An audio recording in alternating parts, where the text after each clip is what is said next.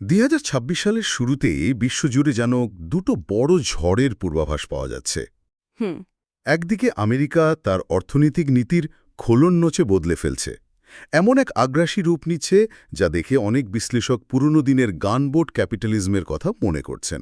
আর অন্যদিকে হাজার হাজার মাইল দূরে মধ্যপ্রাচ্যের অন্যতম প্রভাবশালী দেশ ইরান এমন এক সংকটের মধ্যে পড়েছে।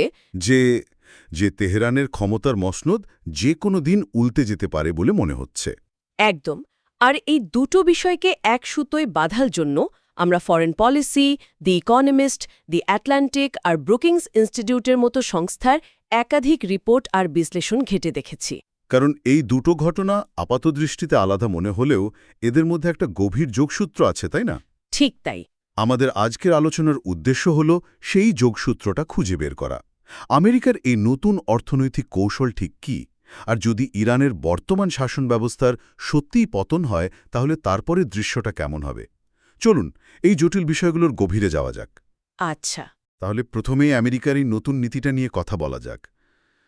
গানবুট ক্যাপিটালিজম নামটা শুনলেই কেমন একটা ঔপনিবেশিক গন্ধ পাওয়া যায়। হ্যাঁ, ট্রাম্পের দ্বিতীয় মেয়াদে এই নীতিটা আবার নতুন করে ফিরে এসেছে। সহজ ভাষায় এর মানে হল একটা দেশের সরকার তার সামরিক শক্তি আর বাণিজ্যিক স্বার্থকে এক করে ফেলছে। মানে যেখানে আগে বলা হতো ব্যবসা আর রাজনীতি আলাদা, এখন সেই দেয়ালটাই ভেঙে ফেলা হচ্ছে। ঠিক তাই। আর এটা শুধু কথায় নয়, কাজেও করে দেখানো হচ্ছে। দি ইকোনমিস্টের রিপোর্ট অনুযায়ী ট্রাম্প প্রশাসন এমন কিছু পদক্ষেপ নিয়েছে যা আমেরিকার চিরাচরিত মুক্তবাজার নীতির একেবারে উল্টো। যেমন সবচেয়ে বড় উদাহরণ কোনটা? সবচেয়ে বড় উদাহরণ হল সরকার এখন সরাসরি বিভিন্ন গুরুত্বপূর্ণ কোম্পানিতে শেয়ার কিনছে। সরাসরি শেয়ার কিনছে? হ্যাঁ, ফরেন পলিসির একটা রিপোর্ট বলছে ট্রাম্প প্রশাসন প্রায় ১ ডজন কোম্পানির আংশিক মালিকানা কিনে নিয়েছে। ভাবুন একবার, মার্কিন সরকার এখন একজন কর্পোরেট বিনিয়োগকারী। আচ্ছা। সবচেয়ে চমকে দেবার মতো ঘটনা হল প্রায় $11 বিলিয়ন দিয়ে প্রযুক্তি সংস্থা ইন্টেলের প্রায় 10% শেয়ার কিনে নেওয়া হয়েছে। $11 বিলিয়ন? হ্যাঁ, এর ফলে মার্কিন সরকারই এখন ইন্টেলের সবচেয়ে বড় শেয়ার হোল্ডার। এটা তো অবিশ্বাস্য। এই পরিমাণ টাকা দিয়ে তো একটা ছোট দেশের পুরো বছরের বাজেট হয়ে যায়। আর আমেরিকা সরকার, যে কিনা এতদিন ধরে সারা বিশ্বকে মুক্ত বাজার অর্থনীতির সবক দিয়ে এসেছে, তারাই এখন নিজেই বাজার নিয়ন্ত্রণ করতে নেমে পড়েছে। এটা তো অনেকটা রেফারি নিজেই খেলতে নেমে যাওয়ার মতো। ঠিক এই তুলনাটাই বিশ্লেষকরা করছেন। এতদিন ধরে এই ধরনের রাষ্ট্রীয় হস্তক্ষেপ চীন বা রাশিয়ার মতো দেশে দেখা যেত। আমেরিকায় এটা ছিল অকল্পনীয়। আর কোনো উদাহরণ আছে? আছে। যেমন ধরুন, ভেনেজুয়েলার প্রেসিডেন্টের পতনের পর সেখানকার তেলের খনি আমেরিকান কোম্পানির জন্য খুলে দিতে সামরিক চাপ তৈরি করা। বিজনেস ইনসাইডার একে বলছে আমেরিকান রাষ্ট্রীয় পুঁজিবাদের এক নতুন এবং বিপজ্জনক রূপ। যেখানে হোয়াইট হাউস ঠিক করে দিচ্ছে কোন কোম্পানি জিতবে আর কোনটা হারবে। একদম। হয়তো জাতীয় নিরাপত্তার কথা বলে। অবশ্যই। যুক্তি হিসেবে বলা হচ্ছে সেমিকন্ডাক্টরের মতো গুরুত্বপূর্ণ প্রযুক্তি বা জ্বালানির মতো কৌশলগত সম্পদ যেন আমেরিকার হাতেই থাকে তা নিশ্চিত করা হচ্ছে। কিন্তু অর্থনীতিবিদরা এর দুটো মারাত্মক ঝুঁকির কথা বলছেন। কি কি? টাইম ম্যাগাজিনের এক ভাষ্য অনুযায়ী প্রথম ঝুঁকিটা দেশের ভেতরেই। সরকার যখন ঠিক করে দেয় কোন কোম্পানি সফল হবে, তখন প্রতিযোগিতা নষ্ট হয়ে যায়। কোম্পানিগুলো তখন সেরা পণ্য তৈরির চেয়ে রাজনৈতিক যোগাযোগ তৈরিতে বেশি ব্যস্ত হয়ে পড়ে। ঠিক। এতে দীর্ঘমেয়াদে উদ্ভাবন কমে যায় আর দেশের অর্থনীতি দুর্বল হয়ে পড়ে। আচ্ছা, এটা তো গেল দেশের ভেতরের কথা। কিন্তু এই নীতির ঢেউ তো শুধু আমেরিকার ভেতরে আটকে থাকবে না। আন্তর্জাতিক অঙ্গনে এর কি প্রভাব পড়ছে? হ্যাঁ, আর সেটাই হলো দ্বিতীয় এবং আরও বড় ঝুঁকি, ভূ রাজনৈতিক সংঘাত। মানে যখন একটা দেশের বড় বড় কোম্পানির সাথে সরকারের পার্থক্য মুছে যায়, তখন বিদেশের মাটিতে সেই কোম্পানিগুলোকে আর নিছক ব্যবসায়ী প্রতিষ্ঠান হিসেবে দেখা হয় না। তাদের মার্কিন সরকারের অংশ হিসাবেই দেখা হয়। এক্স্যাক্টলি। দি ইকোনমিস্ট সতর্ক করে বলেছে, এই নীতির কারণে বিশ্ব আরও নিরাপদ হচ্ছে না, বরং উত্তেজনা বাড়ছে। তার মানে বাণিজ্যিক যুদ্ধ খুব সহজেই সত্যিকারের যুদ্ধের রূপ নিতেই পারে। আর আমেরিকার এই নতুন আগ্রাসী নীতি যখন বিশ্বজুড়ে প্রভাব ফেলছে, তখন এর সবচেয়ে বড় টার্গেটগুলোর একটি হল ইরান। ওয়াশিংটনের এই নীতির চাপ ইরানের অভ্যন্তরীণ সংকটকে কি আরও জটিল করে তুলছে? চলুন এবার সেই দিকে নজর ফেরানো যাক। একদম। ইরানের পরিস্থিতি এখন একটা বারুদের স্তূপের মতো। ২০২৫ সালের শেষ দিক থেকে দেশজুড়ে যে বিক্ষোভ শুরু হয়েছিল তা এখন দাবানলের মতো ছড়িয়ে পড়েছে। শুরুটা তো হয়েছিল অর্থনৈতিক দুরবস্থা নিয়ে, তাই না? হ্যাঁ, শুরুটা হয়েছিল সাধারণ জিনিসপত্র, বিশেষ করে খাবারের আকাশছোঁয়া দাম নিয়ে। কিন্তু খুব দ্রুতই সেই বিক্ষোভের চরিত্র বদলে গেছে। কিন্তু বিক্ষোভ তো ইরানের আগেও হয়েছে। এবারেরটা কেন আলাদা? কেন বিশ্লেষকরা এখন পতনের কথা বলছেন, যা আগে খুব একটা শোনা যায়নি?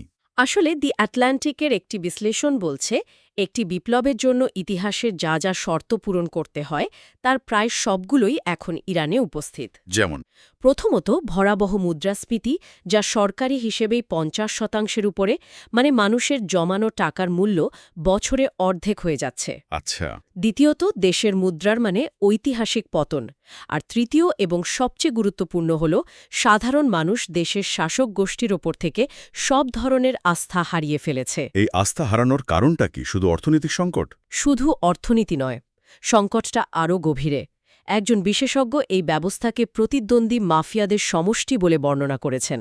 মাফিয়াদের সমষ্টি? হ্যাঁ, তার মতে নেতারা এখন আর কোনো আদর্শ দিয়ে দেশ চালান না, তারা নিজেদের সম্পদ আর ক্ষমতা ধরে রাখে নিয়ে বেশি চিন্তিত, আর সাধারণ মানুষ এই দ্বিচারিতাটা ধরে ফেলেছে। কিন্তু এত কিছুর পরেও তো সরকার টিকে আছে। টিকে আছে একটা মাত্র খুঁটির জোরে, রেভলিউশনারি গার্ড বা আইআরজিসি। এই আইআরজিসির বিষয়টা একটু বুঝিয়ে বললে ভালো হয়।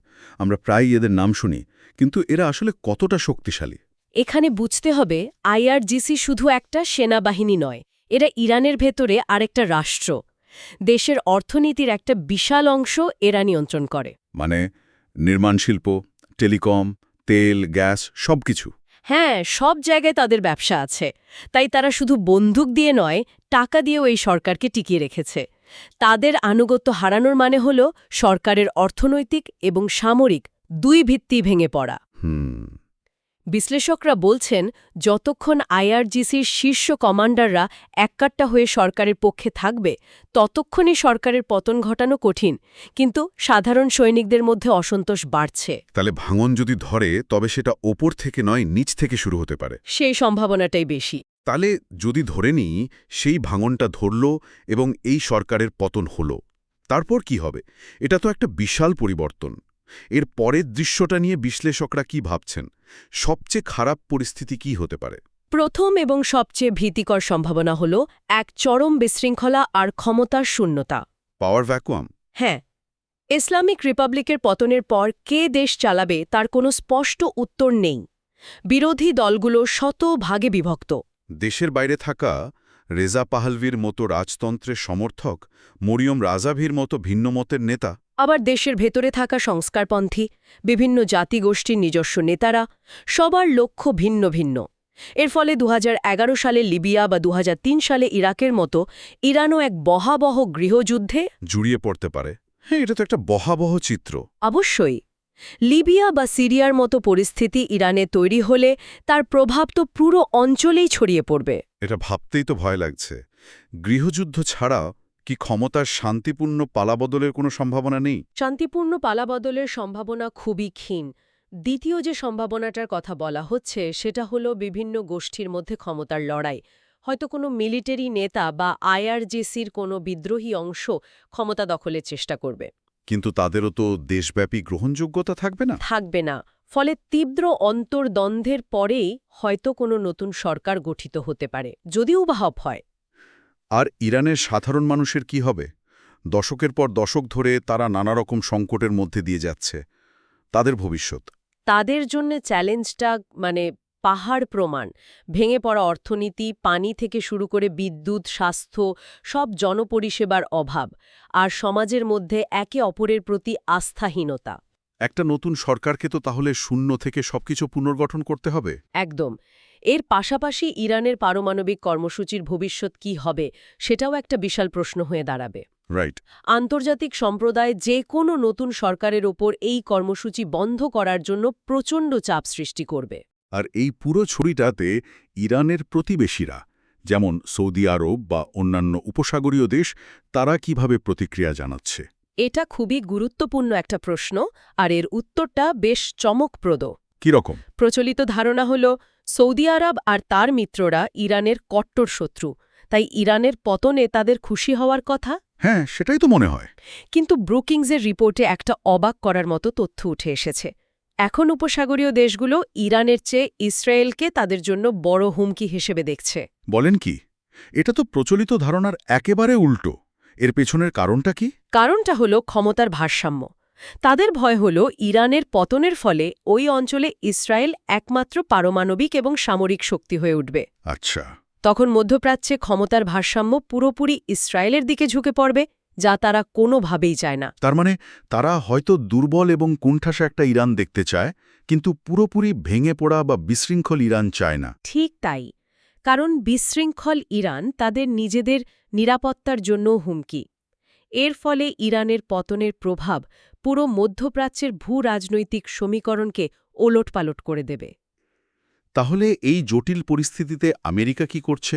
আমরা আলোচনার শুরুতে যে গানবোট ক্যাপিটালিজমের কথা বলছিলাম, তার সাথে সংযোগটা ঠিক কোথায়? আর এখানেই সবচেয়ে বড় উদ্বেগের বিষয়। ট্রাম্প প্রশাসন ইরানের সরকার পরিবর্তনের কথা প্রকাশ্য সমর্থন করলেও তাদের কোনো দীর্ঘমেয়াদী পরিকল্পনা আছে বলে মনে হয় না। কোনো পরিকল্পনা নেই? না। ব্রুকিংসের একজন বিশ্লেষক আমেরিকার এই নীতিকে আগে বোমা ফেলো পরে পরিকল্পনা করো বলে আখ্যা দিয়েছেন। আচ্ছা। তিনি সতর্ক করেছেন যে কোনো স্পষ্ট কৌশল ছাড়া শুধু সরকার পতনকে সমর্থন করলে পরিস্থিতি ভালো হওয়ার চেয়ে আরও খারাপ হতে পারে। তার মানে আমেরিকা একদিকে তার আগ্রাসী নীতি দিয়ে ইরানকে কোণঠাসা করছে, যা হয়তো সরকারের পতনকে ত্বরান্বিত করছে, কিন্তু পতনের পর কি হবে তা নিয়ে তাদের কোনো মাথা ব্যথা নেই। ব্যাপারটা অনেকটা সেরকমই। এটা তো আগুনে ঘি ঢালার মতো। শুধু শাসন ব্যবস্থার পতন ঘটানোই যথেষ্ট নয়। এরপর কি হবে, কিভাবে একটি স্থিতিশীল সরকার গঠন করা হবে, কিভাবে দেশকে গৃহযুদ্ধের হাত থেকে বাঁচানো হবে, তার জন্য একটি সুস্পষ্ট আন্তর্জাতিক পরিকল্পনা থাকা দরকার। কিন্তু আমেরিকার বর্তমান নীতিতে সেই পরিকল্পনার কোনো চিহ্ন দেখা যাচ্ছে না। একদমই না। ফলে একটা ভয় থেকেই যাচ্ছে যে ইরানের পতন হয়তো আমেরিকার কোনো কর্পোরেট গোষ্ঠীর জন্য নতুন সুযোগ তৈরি করবে, কিন্তু ইরানের সাধারণ মানুষের জন্য আরও বড় বিপর্যয় ডেকে আনবে। তাহলে সব মিলিয়ে আমরা কি বুঝতে পারছি?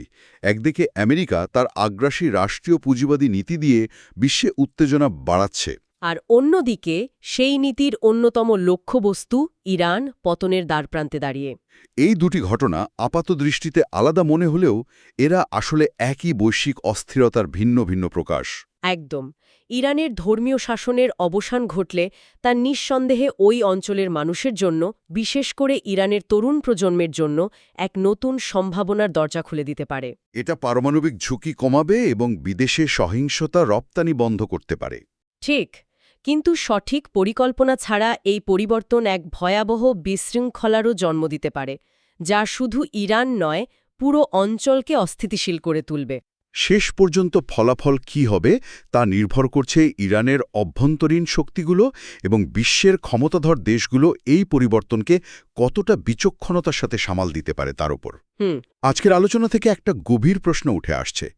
যখন আমরা একদিকে তেহরানে একটা মাফিয়া রাষ্ট্রের সম্ভাব্য পতন এবং অন্যদিকে ওয়াশিংটনের নতুন কর্পোরেট সামরিক নীতির কথা ভাবি, তখন মনে হয় এমন এক বিশ্বে যেখানে অর্থনৈতিক আর সামরিক শক্তি নির্লজ্জভাবে মিলেমিশে একাকার হয়ে গেছে, সেখানে একটা দেশের শাসনের পতন কি শেষ পর্যন্ত কেবল অন্য একটা শক্তিশালী দেশের বাণিজ্যিক স্বার্থ পূরণের জন্য একটা শূন্যস্থান তৈরি করে দেয়? এই প্রেক্ষাপটে ক্ষমতার একটি স্থিতিশীল পালাবদল, এই ধারণাটাই কি আসলে